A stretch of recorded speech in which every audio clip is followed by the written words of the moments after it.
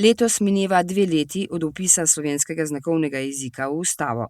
Žal je ta ustavna pravica gluhih močno spregledana, zato je Zveza društev gluhih in naglušnih Slovenije sklicala novinarsko konferenco, na kateri je predstavila zelo pereče teme za gluho skupnost. Država namreč še vedno ni uredila sistemske skrbi za razvoj slovenskega znakovnega jezika, posledično pa so velike težave predvsem na področju izobraževanja gluhih otrok.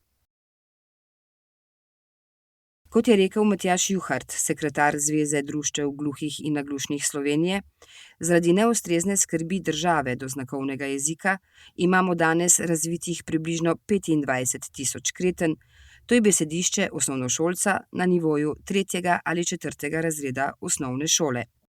Država naj se opraviči za tako imenovani jezikovni genocid, ko se je gluhim otrokom odvzela pravica do uporabe znakovnega jezika. Kajti posledice odvzema jezika gluhim se kažejo v tem, da so gluhi dandanes najslabše izobraženi in v slabem ekonomskem položaju in so nekonkurenčni na trgu dela. Zaradi škode, ki je bila povzročena mnogim gluhim otrokom, bo Zveza društev gluhih in naglušnih Slovenije na državno pravobranilstvo vložila zahtevek za opravičilo in odškodnino. In če država ne bo pripravljena na pogovor, bodo vložili tožbo.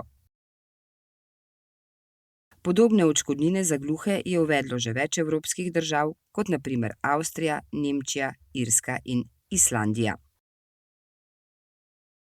Ob tej priložnosti so predstavili tudi zbornik 62a člen Ustave Republike Slovenije. Od ideje do ustavnega zakona. Pri pripravi je sodeloval tudi magister Cveto Uršič.